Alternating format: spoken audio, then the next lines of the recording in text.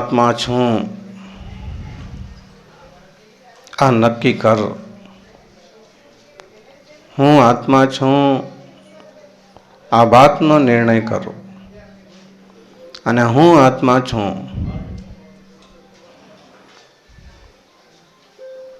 એ જ સ્વીકાર કરો.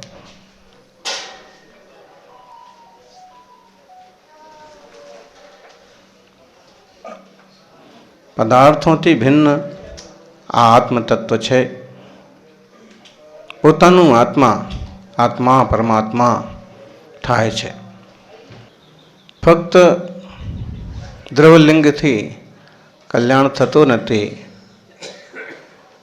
દ્રવ્યલિંગ સાથે જો ભાવલિંગ રત્નત્રયાત્મક આત્માનુભૂતિ રૂપ જો દશા થાય છે તો મોક્ષ માર્ગ છે.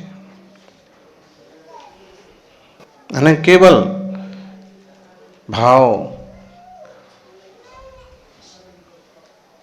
ભાવ પણ સાક્ષાત મોક્ષનો માર્ગ નથી. રત્નત્રય મોક્ષનો માર્ગ છે. મગ્ગો મંગ ફલમ થયા દુભ્યમ જન શાસનમ સમખાદમ શાસને સમખાદમ. મગ્ગો મુખ વાઓ તસ ફલમ હોય નિપાણમ. વર્તમાન કાલમાં મોક્ષનો માર્ગ છે પણ મોક્ષ નથી. રત્નત્રયાત્મક મોક્ષનો માર્ગ આજે પણ છે. દિગંબર મુનિ આજે પણ છે.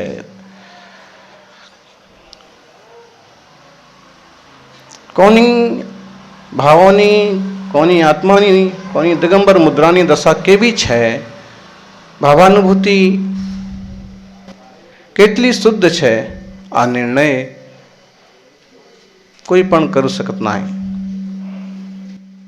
भावों का उतार चढ़ाव सांप सीढ़ी का खेल है. भावों उतार चढ़ाव सांप सीढ़ी का खेल है. चढ़ते गए तो मोक्ष, नहीं तो 84 की जेल है. भावों उतार चढ़ाव सांप सीढ़ी नो खेल छे. चढ़ता गया तो मोक्ष, नहींतर 84 लाख जोनी ची जेल छे. स्कूल में किताब देख रहे थे, उसमें सांप सीढ़ी बनी थी और तभी विचार आया और आचार्य देव कुंद स्वामी ने इन सारी बातों को एकदम सुव्यवस्थित रूप से प्रस्तुत किया अपने शास्त्रों में, पंच परमागमों में. पर्णमदि जीर्ण दब्बम तत्कालम तम मयति पन्नतम तम्मा धम्म परिणदो आधा धम्मो मोड़े दब्बो. जिस समय आत्मा जिस परिणाम से परिणमित होता है वह उसी रूप होता है. अशुभ परिणाम रूप निंदा आदि रूप है तो निंदा आदि रूप अशुभ परिणाम रूप हो गया, और भक्ति आदि रूप है तो शुभ परिणाम रूप हो गया, और वीतराग भाव आत्मानुभूत रूप दशा है तो धर्म रूप हो गया, शुद्धोपयोग रूप हो गया. ये एक और सुंदर गाथा आज हमने पढ़ी गुजराती साहित्य में.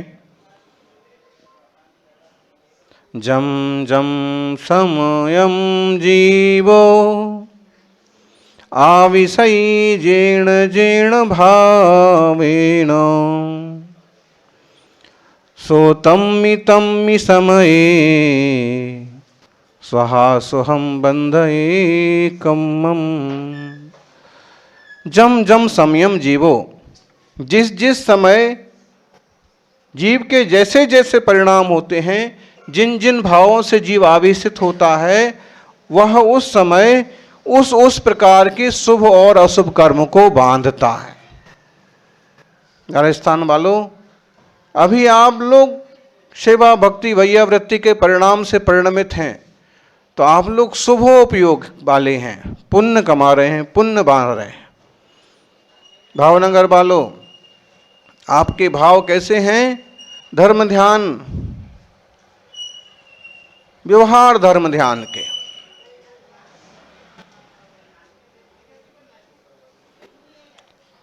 जैसे जैसे परिणाम होते हैं वैसे वैसे आत्मा का आश्रय बंद होता रहता। हर हाल में परिणामों को संभालें। जरा सी चूक हो जाती है तो हजार आलोचनाएं चालू हो जाती हैं, तीव्र आश्रय बंद हो जाता है। एक समय नो मजा अनंत भवोनी सजा। मिथ्यात्व की उपस्थिति में एक समय में जो आश्रय बंद हो जाता है वह 70 कोड़ा कोड़ी तक अविरति से, असंयम से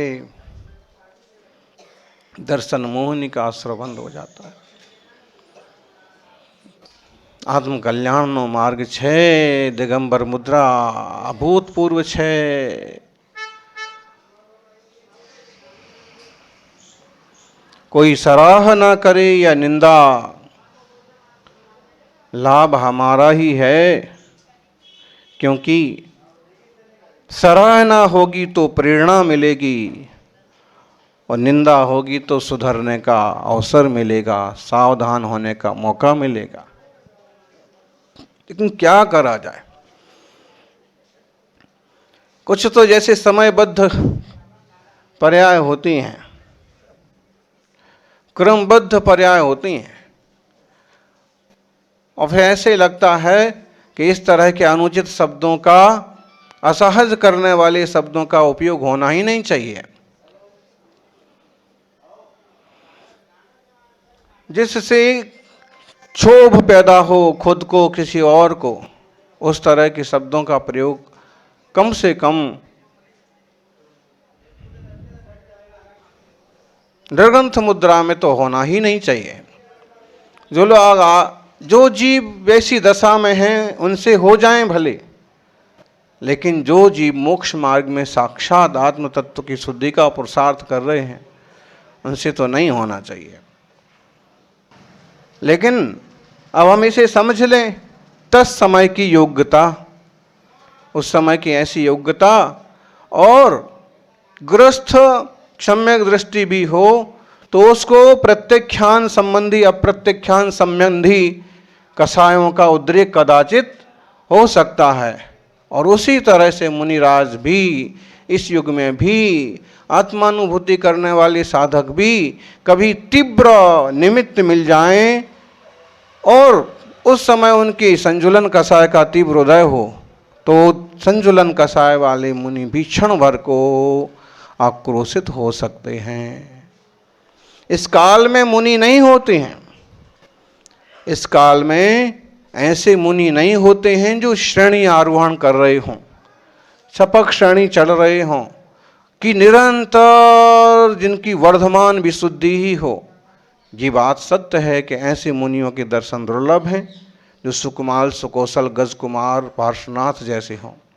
लेकिन फिर भी छठे सातवें गुणस्थान प्रमत्त अप्रमत्त की साधना करने वाले मुनियों में अप्रमत्त दशा में तो अत्यंत विशुद्धि और आत्मानुभूति रूप दशा हर अंतर मुहूर्त में बनती है, और फिर जब प्रमत्त दशा वाले छठे गुणस्थान में आते हैं तो वहाँ कषाय आदि का उदय संभव है, विकथा आदि का कदाचित उदय संभव है, कठोर वचन आदि का कदाचित प्रयोग संभव है। होना नहीं चाहिए, मार्ग नहीं है, लेकिन फिर भी कभी ऐसा हो तो ये श्रावकों को भी, धर्मात्माओं को ध्यान रखना चाहिए कि इस तरह के निमित्त मिले, इस तरह की परिस्थितियां बनी, इसलिए मुनिराज के मुख से ऐसे वचन निकल पड़े। जानबूझ करके, शौक समझ करके और कुछ भी बोलना ये ठीक नहीं है, ये मार्ग नहीं है। हम बहुत बचते हैं, फिर भी परिस्थितियों, नई परिस्थितियों से प्रभावित होना चाहिए, लेकिन फिर भी जब देखते हैं जिनसे अपेक्षा कम है, ऐसे सनातनी भाई श्वेतंबर बंधु भी व्यवस्था बिठा देते हैं संघों के विहार वगैरह में, अरे भाई, ये जंगल में ही पूरे विश्राम जैसा समय नहीं है, शरीर तो आखिर यही है। और फिर उस पर हीटर गीजर जैसी कोई चीज का उपयोग नहीं होना है संग में। कूलर पंखे जैसी कोई चीजें, एसी जैसी कोई चीजें नहीं चलती हैं मुनिराजों में, इस संघ में। अब कहीं ना कहीं तो एक व्यवस्थित ऐसा स्थान चाहिए कि रात भर की सर्दी में अकड़ ना जाएं। आचार्य महावीर कीर्ति जी की चल्लेखना समाधि भीषण सर्दी का परिसय अति सहन करने के निमित्त से हुई।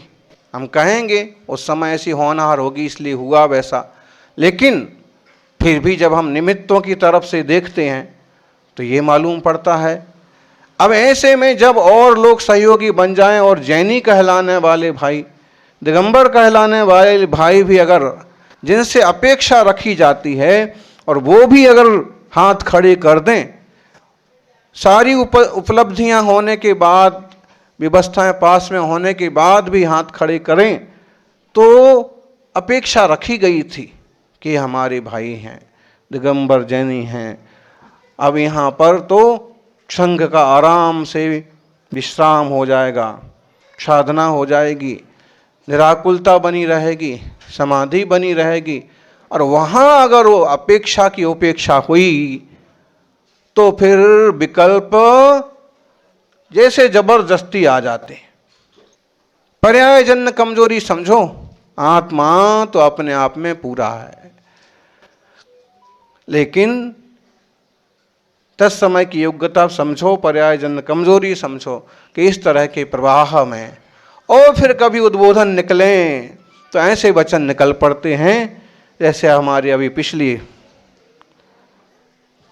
31 तारीख को 1 तारीख को निकल पड़े। वास्तव में हम कांजी स्वामी जी के तत्व ज्ञान के विरोधी नहीं हैं, लेकिन उनकी आड़ में जो लोग जिन मुद्रा का तिरस्कार करते हैं उनके अनुमोदक भी नहीं हैं। तत्व ज्ञान तो जरूरी है, बिना तत्व ज्ञान के ही तो ये सारा संसार बढ़ रहा है, इतनी पर्यायें हो रही हैं, निरंतर आश्रव बंध चल रहा है। तत्व ज्ञान के साथ साथ वेद विज्ञान के साथ साथ मुनिराजों ने समय सार के ज्ञान के साथ साथ उसको प्रयोग करने का, प्रैक्टिकल करने का भी पुरुषार्थ प्रारंभ किया है। इसलिए कहीं भी तत्व चर्चा हो, तत्व गोष्ठी हो, तत्व ज्ञाता हो, उनकी आलोचना तो ठीक नहीं है, लेकिन इस कलिकाल में भी दिगंबरत्व की साधना का पुरुषार्थ कोई जीव कर रहे हैं तो उनकी आलोचना भी बिल्कुल ठीक नहीं है। भाई, आप केवल शास्त्र जी पढ़ करके ज्ञानी हो गए तो उन्हीं शास्त्रों को पढ़ करके बराबर उसी तरह का शास्त्राभ्यास, तत्वाभ्यास करके और उसको मूलाचार के साथ जोड़ करके जीने वाले मुनिराज क्यों नहीं होंगे ज्ञानी?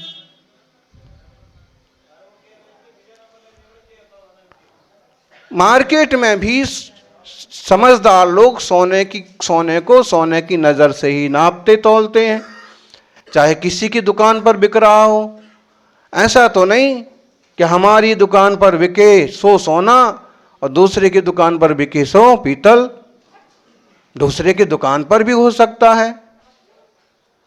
आपकी धारणा में, आपकी मान्यता में जो फिट बैठ गया, ऐसा नहीं करो। ऐसा आग्रह रखना आत्मा के लिए, धर्म के लिए, मार्ग के लिए घातक है। असहज करने वाला जो एक वचन हमारे मुख से निकल गया, वो भी हमने उसी साहित्य में पढ़ा था, क्योंकि हमें उस वचन का प्रयोग नहीं करना, लेकिन उसका हमारा आशय था, उदाहरण था कि जब एक आत्मार्थी अविरति के चरण स्पर्श का इतना अच्छा फल हो सकता है, तो आत्मार्थी रत्नत्रयधारी के चरण स्पर्श का अच्छा फल क्यों नहीं हो सकता है?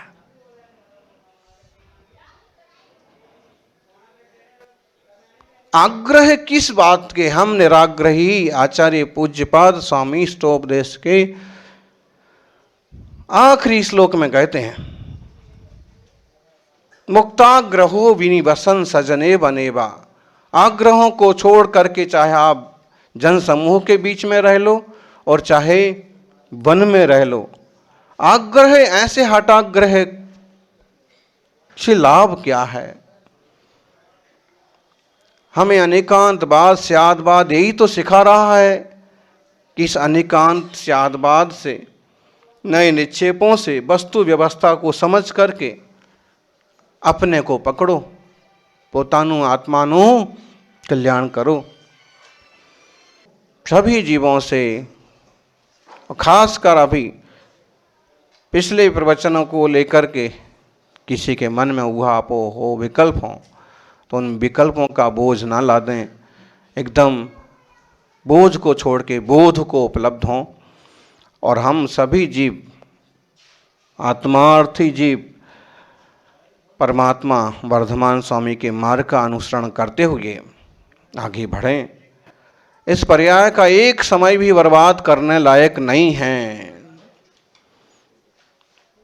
खासकर साधु संघ विचार करो, इतने सारे श्रावक सेवा में उपलब्ध हैं। सब श्रावक अपनी अपनी व्यवस्थाएं लेकर के मुनिराजों की सेवा में दौड़े फिर रहे हैं और फिर भी हम अपने परिणामों को सही दिशा देके शांत ना रह पाएं। इतनी सी प्रतिकूलता में इतना बड़ा भड़ाका होना, कभी कभी बड़ा पश्चाताप होता है। नहीं होना चाहिए। अब उस पर्याय में जो आश्रय बंद हो गया उसका क्या?